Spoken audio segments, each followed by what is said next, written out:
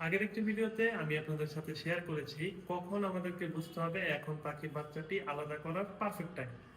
এই ভিডিওতে আমরা শেয়ার করব আমরা পাখির বাচ্চাকে আলাদা করার পর আমাদের কি কি করণীয়। পাখির বাচ্চাকে আলাদা করার পর আমাদের বেশ কিছু কাজ করতে হবে। তার মধ্যে প্রধান কাজ হচ্ছে পাখিকে কখনোই বড় খাঁচায় দেওয়া যাবে না।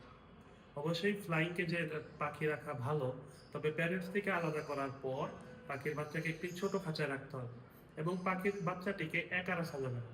চেষ্টা করতে হবে তার সমবয়সী ৩-৪টে পাখির সাথে যদি রাখা যায় তাহলে ভালো হয়।